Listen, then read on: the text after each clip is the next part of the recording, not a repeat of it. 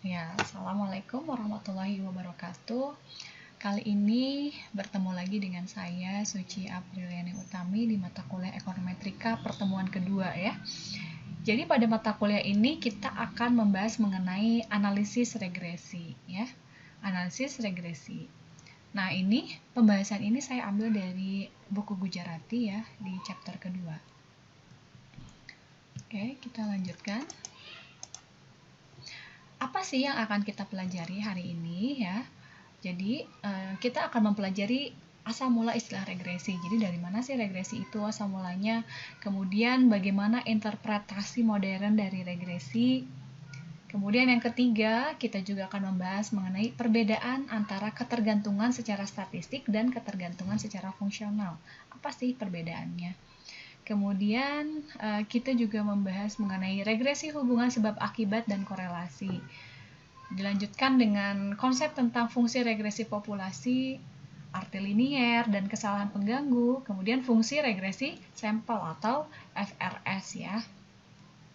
Nah, sekarang kita mulai dari sini pertama ya.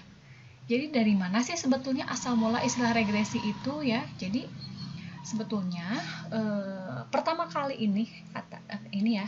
Jadi regresi ini diperkenalkan oleh seseorang yang bernama Francis Galton ya. Jadi Galton ini beliau melakukan penelitian. Penelitiannya tentang apa? Nah, beliau ingin mengetahui bagaimana sih kecenderungan bagi orang tua yang tinggi. Apakah anaknya tinggi juga, dan orang tua yang pendek, apakah juga akan mempunyai anak yang pendek gitu ya. Nah, distribusi mengenai tinggi dari suatu populasi itu tidak berubah dari generasi ke generasi. Nah, dalam penelitiannya ini, beliau menulis penelitiannya ini diberi judul Family Likeness in Stature ya. Jadi diterbitkan juga di Proceedings of Royal Society London, volume 40 tahun 1886. Jadi kalau kita lihat nih ya, berdasarkan penjelasannya, menurut penelitian Galton ini, ada suatu kecenderungan untuk rata-rata anak dari orang tua dengan tinggi tertentu bergerak menuju nilai rata-rata dari sebuah populasi. Jadi, kemudian si Galton's Law ini atau hukum Galton ini itu dibuktikan oleh kawannya.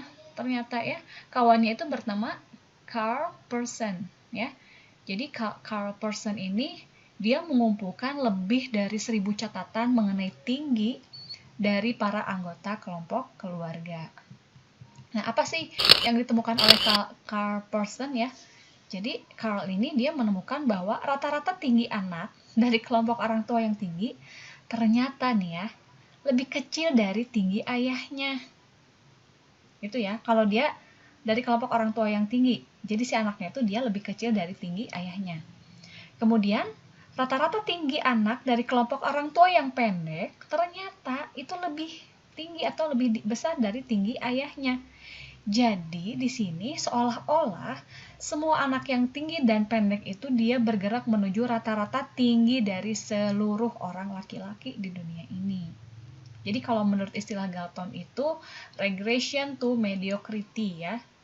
Jadi dari penelitian beliau ini bisa disimpulkan bahwa pada umumnya tinggi anak itu mengikuti tinggi orang tua ya.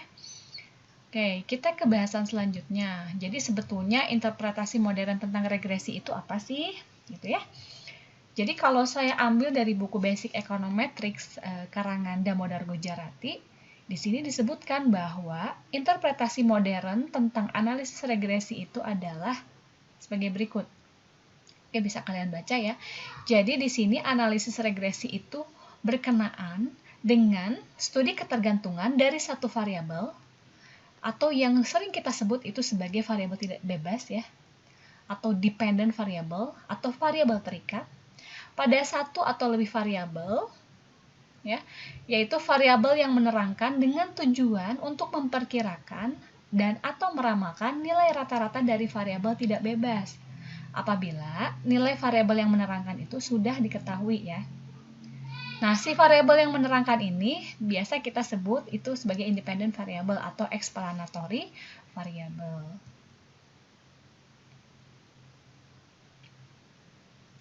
Oke, sekarang kita lanjutkan lagi ya. Di sini.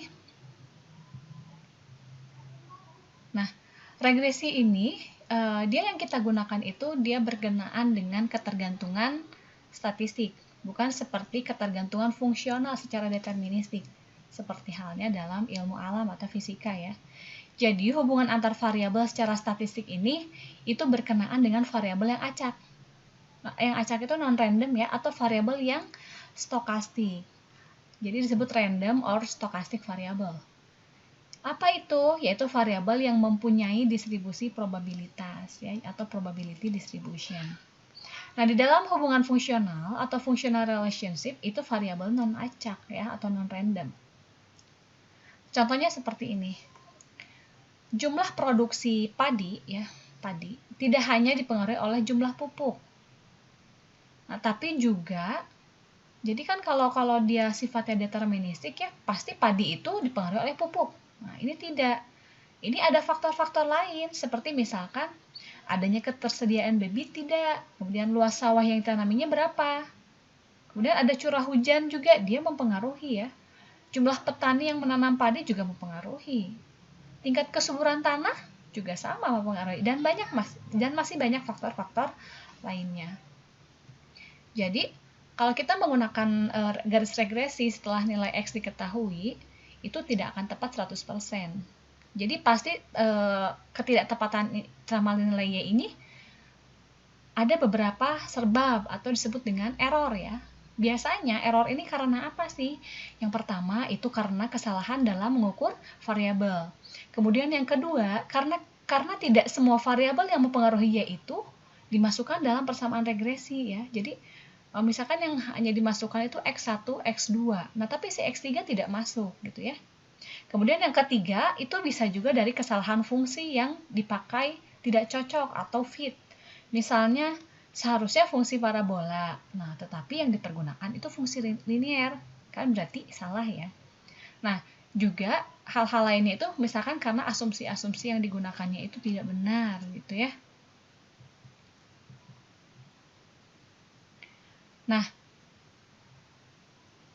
regresi hubungan sebab akibat dan korelasi. Jadi sebetulnya walaupun analisis regresi itu berkenaan dengan ketergantungan suatu variabel terhadap variabel lainnya, tapi itu tidak diharuskan atau tidak harus diartikan sebagai hubungan sebab dan akibat atau causal relationship. Jadi hubungan statistik itu tidak merupakan hubungan sebab dan akibat. Bukan hubungan yang eksak atau exact relationship. Jadi paling-paling kita bisa mengatakan kalau X-nya sekian, maka dapat diharapkan rata-rata Y akan mencapai sekian, gitu ya. Nah, kemudian ada juga yang disebut dengan analisis korelasi. Apa sih tujuannya? Nah, tujuan analisis korelasi ini untuk mengukur kuatnya tingkat hubungan linear antar dua variabel, ya. Kemudian untuk mengukur kuatnya hubungan korelasi antar dua variabel X yang diberi simbol RXY atau R saja ya. Jadi nilai ini letaknya antara min 1 dan 1.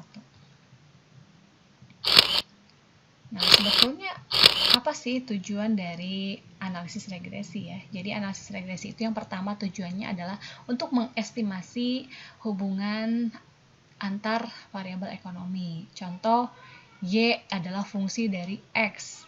Kemudian yang kedua, untuk meramalkan, ya, untuk forecasting atau prediksi nilai dari satu variabel Y yang berdasarkan pada variabel lain X, gitu ya.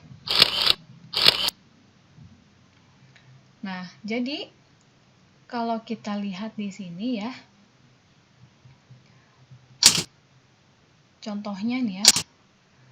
Contohnya di sini ada weekly food expenditure. Artinya apa? Jadi pengeluaran makanan mingguan ya.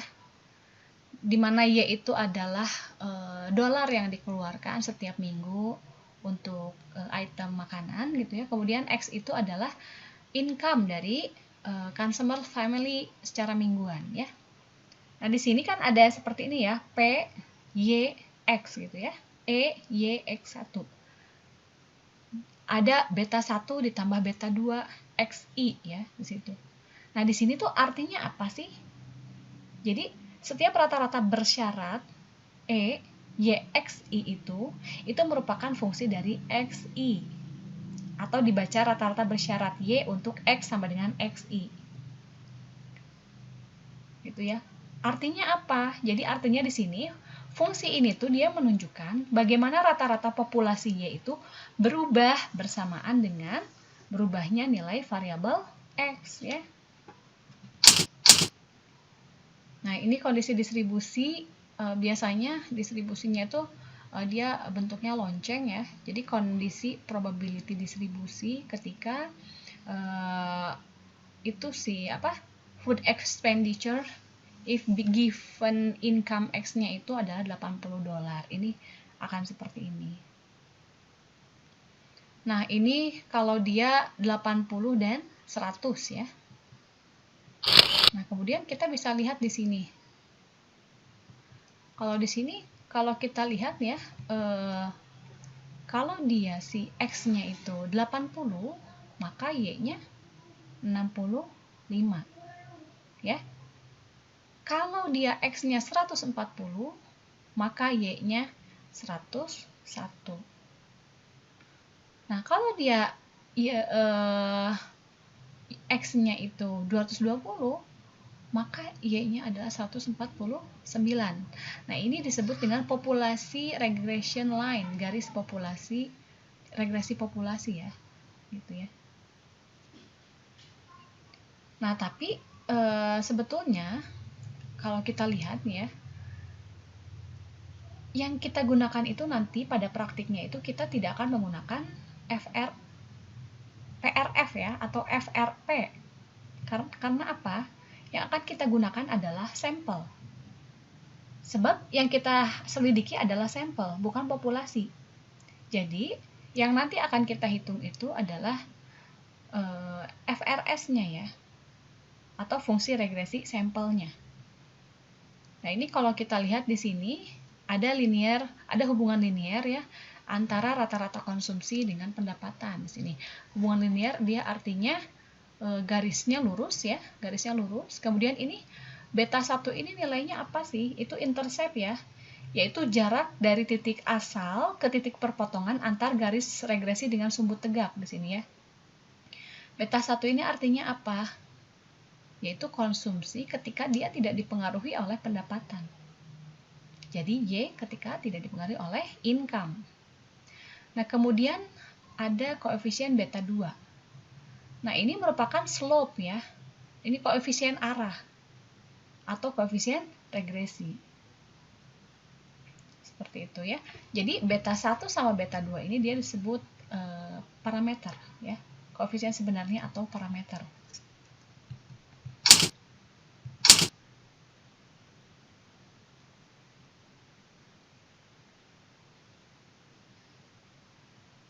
Oke, kita lanjutkan ya. Nah, di sini kalau kita lihat di sini ya, kita itu nanti akan menggunakan stochastic error ya. Jadi tidak menggunakan persamaan matematik. Tapi kita akan menggunakan persamaan ekonometrik ya, di mana dia ada tambahan atau yang disebut dengan U ya. U itu apa? U itu adalah error ya. Error di sini, disturbance error, atau dalam istilah Inggrisnya itu disebut stochastic disturbance atau stochastic error gitu ya. Dimana ini adalah suatu deviasi antar individu Y dengan rata-rata bersyarat ya, atau nah ini kadang juga dia dibacanya juga epsilon ya, seperti itu. Jadi apa sih arti dari kesalahan pengganggu ini? Dia ini arti dari kesalahan pengganggu atau U1 ini itu adalah kesalahan yang disebabkan adanya faktor-faktor yang mempengaruhi Y, tetapi karena sesuatu hal itu tidak dimasukkan ke dalam persamaan regresi ya. Nah, ini ya. Yang tadi saya jelaskan bahwa itu disebutnya dengan random or stochastic error ya. Dimana nantinya itu dia itu merupakan variabel-variabel yang tidak dimasukkan ke dalam ke dalam model. Oke, kita lanjutkan lagi. Ini untuk sample regression function ya. Ini ada residualnya. Ini least square metodenya, nanti kita akan jelaskan pada pertemuan selanjutnya ya. Nah, kemudian di sini nanti kita akan menggunakan rumus ya. Nah, ini rumus yang akan kita gunakan adalah ini. Ini untuk analisis regresi. Jadi nanti kita akan membuat model regresi yang kita harus mencari tahu di apa atau berapa jumlahnya B1 dan B2. Ya, jadi kan sebetulnya kalau tadi FRP itu dia Y-nya besar dan beta gitu ya. Nah, kalau FRS ini karena kita sampel, maka kita menggunakan B kecil ya. B kecil, dan ini rumusnya. Nah, kita coba contohnya. Di sini kita lihat ada hubungan antara konsumsi dengan disposable income ya. Dimana di sini diketahui dengan data statistik ya, dengan data statistik itu diketahui bahwa pada tahun dia menggunakan tahun 2008 sampai 2019 atau disebut dengan time series ya. Jadi waktunya time series, dia data runtut waktu dengan jumlahnya itu berarti N-nya 12. Nah, di sini dia mengambil income ya, konsumsi dari tahun 2008 sampai 2019. Kemudian di sini juga ada data disposable income dari tahun 2008 sampai 2019. Nah, di sini yang ditanyakan yang pertama adalah buatlah persamaan regresi linearnya ya. Tapi yang eksak, persamaan eksaknya. Kemudian yang kedua, persamaan stokastiknya. Kemudian yang ketiga, kita harus menemukan equation atau nilai dari regresinya ya, dari tabel ini. Kemudian kita harus menginterpretasikannya. Oke, kita lihat nih ya. Nah, kalau kita lihat di sini, exact linear formnya itu, jadi persamaan matematiknya itu gini ya. Jadi ini kan populasi. Kalau populasi kita pakainya sebetulnya Y ya, Y beta 1 tambah beta 2X ya. Nah, tapi karena kita ini sebetulnya nggak ada topinya, maaf salah ya. Jadi karena kita menggunakan persamaan ekonometrika, maka yang digunakan adalah FRS ya, sampel. Jadi kalau yang atas ini dia persamaan untuk populasi, kalau yang di bawah ini dia persamaan untuk sampel. Nah, kita coba jawab ya. Nah, dengan cara membuat tabel atau membuat tabel-tabel yang menghasilkan data-data yang dibutuhkan ya. Di sini nanti kita cari, kan tadi ada rumusnya ya, kita cari seperti ini. Nilai Y-nya berapa, X-nya berapa, X dikali Y, X kuadrat dan Y kuadrat. Nanti kita tinggal masukkan ke dalam rumus ini. Nah, dari rumus ini kita peroleh nilai B2-nya, koefisien B2-nya adalah 0,86 ya. Kemudian setelah itu kita akan dapatkan nilai B1-nya, yaitu 2,30. Sehingga nanti persamaan regresinya itu adalah seperti ini. Y sama dengan 2,30 ditambah 0,86X ditambah error. Ini adalah persamaan regresi yang diminta, di mana beta 1 itu 2,3, beta 2 0,86. Nah, tadi pertanyaan terakhirnya adalah tolong interpretasikan nilai ini. Nah, sekarang bagaimana kita menginterpretasikannya? Ini adalah nilainya 2,30. Nah, apa sih artinya 2,30 ini? Ini B1 ya, B1 2,30. Ini adalah nilai di mana ketika si Y itu tidak dipengaruhi oleh X ya. Di mana nilai konsumsi ketika tidak dipengaruhi oleh pendapatan adalah sebesar 2,30 ya. Jadi nilai konsumsi ketika disposable income ini B ya, disposable income-nya itu adalah 0. Ini 2,30. Nah, kemudian 0,86 itu artinya apa? Jadi sebetulnya dia menggambarkan MPC atau marginal propensity to consume itu yang berubah per unit karena perubahan dari disposable income-nya. Sehingga 0,86 ini bisa kita artikan atau interpretasikan bahwa ketika disposable income-nya itu naik 1 billion dolar, maka dia akan meningkatkan konsumsi agregat sebesar 0,86 billion dollars ya. Seperti itu. Ya, mudah-mudahan apa yang saya jelaskan hari ini dapat dimengerti. Nanti mungkin kita lanjutkan lagi di grup ya, atau nanti kita ada pertemuan di Zoom meeting. Terima kasih atas perhatiannya. Wassalamualaikum warahmatullahi wabarakatuh.